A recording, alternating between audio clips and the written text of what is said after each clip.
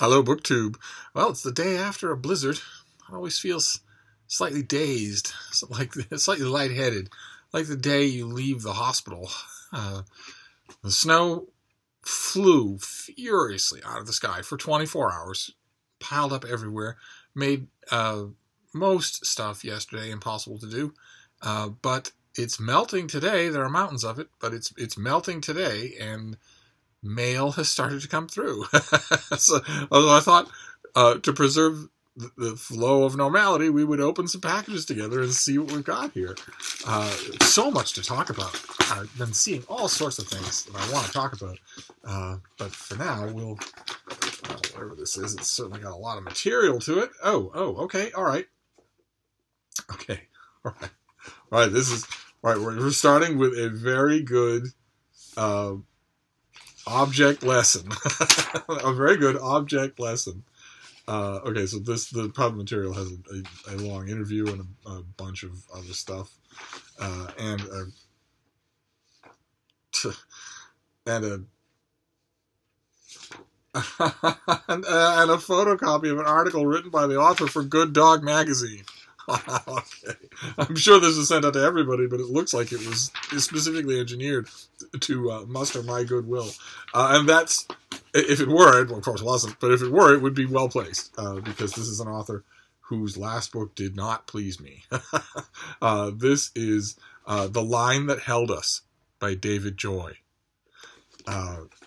So let's see what we have here. It's his third novel. And it follows, are they going to give me a list here? It follows The Weight of This World and Where All Light Tends to Go. So it's his third novel. And it's probably also set in Appalachia. He tends to set things in Appalachia. Darl Moody habitually skirts the law when it comes to poaching and the strictures on hunting season. It's the only way he can guarantee there is food on his extended family's table. One night, as he pursues an elusive buck through the backwoods of Coon Coward's land, he takes aim at what he thinks is a wild boar. But his mistaken quarry proves to be another local, Cal Brewer, who has been illegally rooting through Coward's valuable ginseng patch. When he realizes he has killed Brewer, Darl panics. He can't call the police and report the accident because no matter what punishment he might receive, Brewer's pathologically deranged brother Dwayne would be sure to exact his own much worse revenge. Darl desperately calls his lifelong best friend Calvin Hooper, and together the two bury the dead man's body. Racked with guilt, Darl tries to put the incident behind him, but he was right about Dwayne. As the angry giant of a man begins the search for his brother, he finds clues that circle back to Darl and Calvin. In a tightly knit world where everyone knows everyone's business, and in fact most everyone is related by blood or marriage, there is no place to hide. As dark and violent events unfold, Darl and Calvin's loyalty is put to the test, and their lives and the life of Calvin's girlfriend Angie hang in the balance. Okay. All right, and David Joy is the author of The Weight of This World and Where All Light Tends to Go, and which was an Edgar finalist for Best First Novel. His stories and creative nonfiction have appeared in a number of publications, and he is the author of the memoir Growing Gills, A Fly Fisherman's Journey. And he lives in Sylva, North Carolina. And one of the nonfiction venues that he wrote at least one piece for is Good Dog. I'm very glad this is reprinted here, because I didn't see it. I don't subscribe to Good Dog. Now that I think of it, I don't know why. But this is a very good object lesson, because David Joy's last book did not please me at all. I gave it a negative review, a scorching review, if I remember correctly. If I remember, I will leave the link down below. And the reason this is a good object lesson is because that doesn't matter. It's because that doesn't matter. The whole point of all of this, BookTube and in my own profession of book reviewing, is that doesn't matter. To the extent that it's possible. I mean, you're still human. But this is a new book. The Line That Held Us. This is the product of at least a couple of years of concerted effort. It's the plot description certainly makes it sound more cohesive than the last book. There's nothing at all wrong with an author delving into a setting that he knows really well. There's nothing wrong with that at all. So I guess what I'm saying is it's important to clear the decks and read this book fresh. Now, there's no way for me, I can't be amnesiac. I do remember the last novel, and I remember his debut novel, and I remember the things he's done consistently that irritate me. I'm sure that some of that is going to be floating in the back of my mind when I'm reading this thing. But the wrong way to read this book would be the way that many reviewers, alas, professional and non-professional, do it, which is to take those things they remember that annoyed them and use them as like hypersensitive trip mines in reading this one. Oh my God, I got 5 pages in. It looks like he's about to do that thing. No. Even the things he's done in previous novels that annoyed me could still be done right in this novel, let alone the whole of it. So it comes out in late August, and I'm going to put it on the shelf. I requested it. Because there's no such thing as bad blood. I'm perfectly happy to indulge in bad blood with an author and let it sit and let it stay once the author is dead or has retired from the field. Until then, when the author is young, I don't know if you can tell from the tiny thumbnail picture, David Joy is very young. If an author is still working, then not only is it irresponsible and unprofessional of me to indulge in bad blood, but it's also wasteful. Because I've lost count of how many authors, if I had done that with, I would have missed a book of theirs that I loved. I've lost count of how many times that has happened. So when summer comes, I will read this book, and we will see. We will see what we shall see. But I am going to read the Good Dog article right away. So I'm very glad that was included. All right, so we started off with an object lesson. Okay. All right, very good. All right, this is the summer as well. I think, this is also August. This is by Earl Swift, and it is Chesapeake Requiem. A Year with the Watermen on vanishing Tangier Island, but really it could be the Chesapeake fishing industry is collapsing. Anyway, it doesn't have to be just one place. And that's largely what this is going to be about. It's a community unlike any in America. Here live people so isolated for so long that they have their own style of speech, a sing-song brogue of old words and phrases, twisted vowels, odd rhythms. It's virtually amphibious men follow a calendar set by Chesapeake Bay blue crab and catch more of the prized delicacy than anyone else.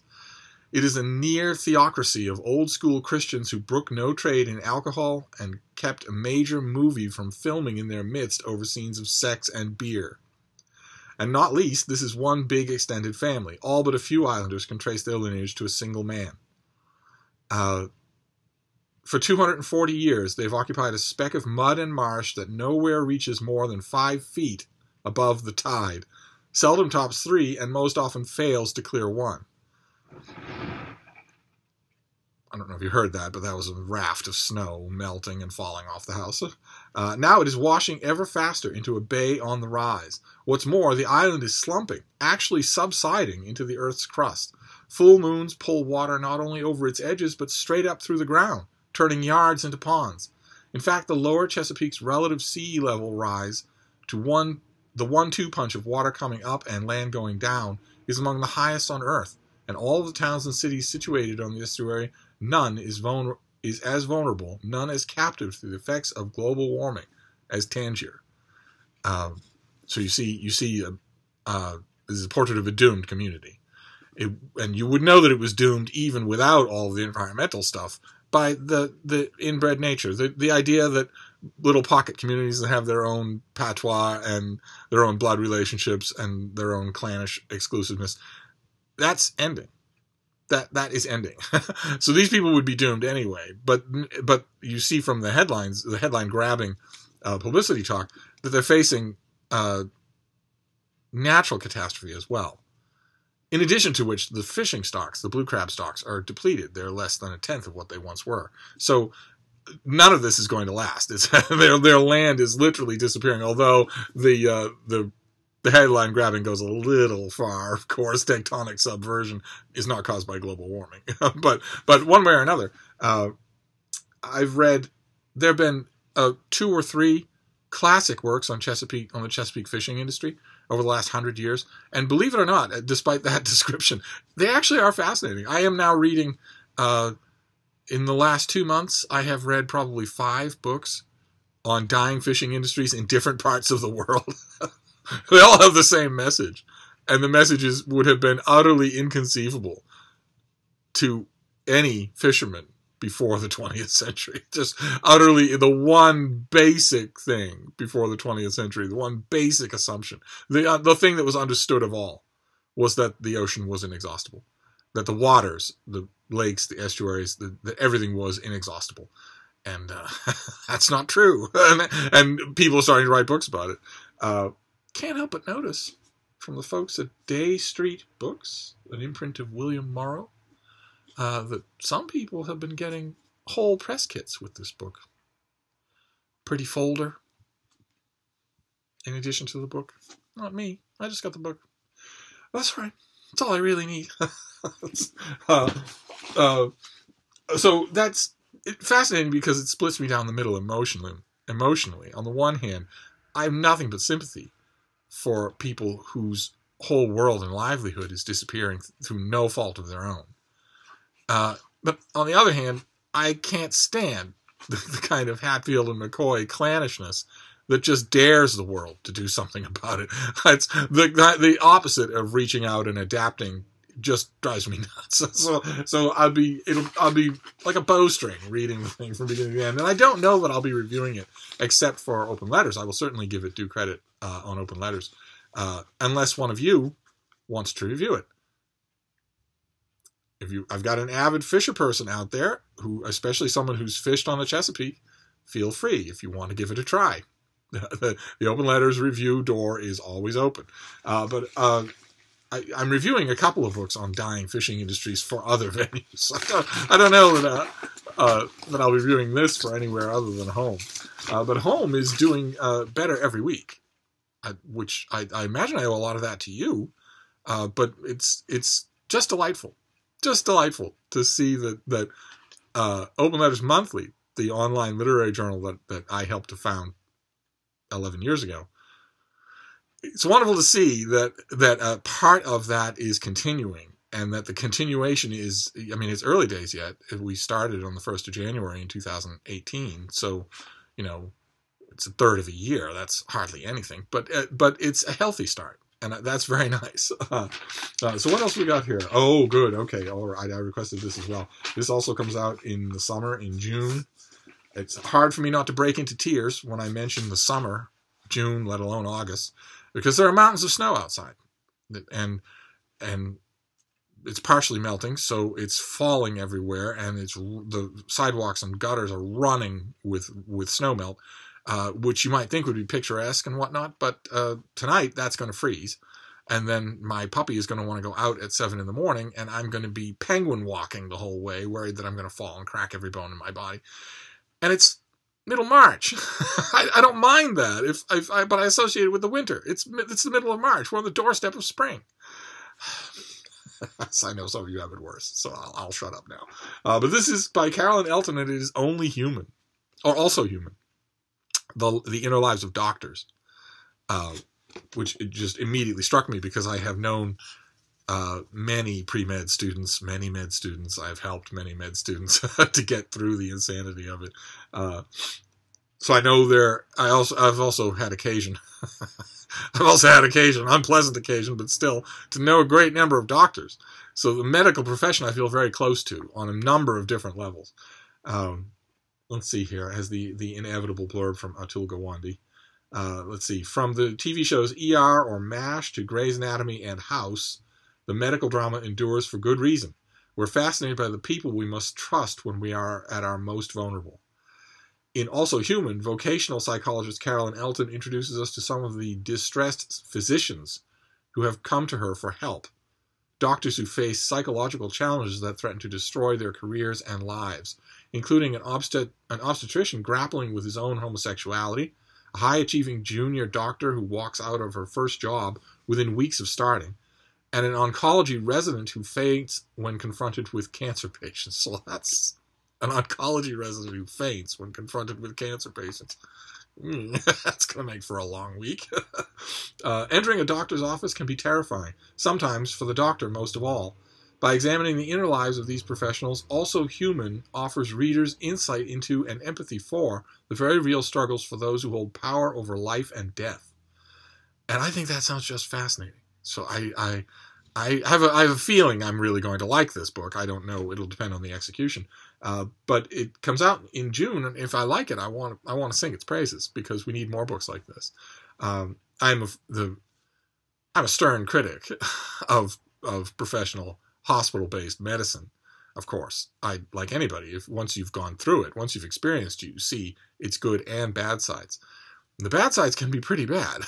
they can be pretty bad. Hospitals are excellent places. Even in advanced countries in the technological world, hospitals are excellent places to go to die, or to get seriously ill when you wouldn't have otherwise. They're congeries for opportunistic infections, disastrous oversights. It's just the number one piece of advice that I can give you if you're feeling ill is think very carefully before you go to a hospital. the knee-jerk reaction in America, because America has no health care, it's pay as you go and get bankrupt for something that any other part of the developed world would be, of course, paid for. It would, of course, be paid for. But unfortunately, the United States Constitution says life, liberty, and the pursuit of happiness. It does not say life, liberty, health, and the pursuit of happiness, unfortunately. And so we have a for-profit medical situation here. And because of that, most Americans, if they encounter some sort of health problem, unexpected health problem, not a big thing, but fairly big, they go to the emergency room. They don't have a personal physician. They know that they can't wait. Most people in America have no conception whatsoever of preventative health. So when something goes wrong, when they have a serious stabbing pain in their lower back or in their abdomen, they go to the emergency room, the nearest emergency room, and they just wait. 12-hour waits are not at all uncommon in emergency rooms. You walk in, you go to the desk, you get checked in, you have paperwork on a clipboard, and then regardless of what's wrong with you, you sit there for 4 hours, and then 6 hours, and then 10 hours, and then 12 hours. So that you got there at 6 in the morning, and it's 6 at night, and still no one has even bothered to check on you, and much less, inspect you. And what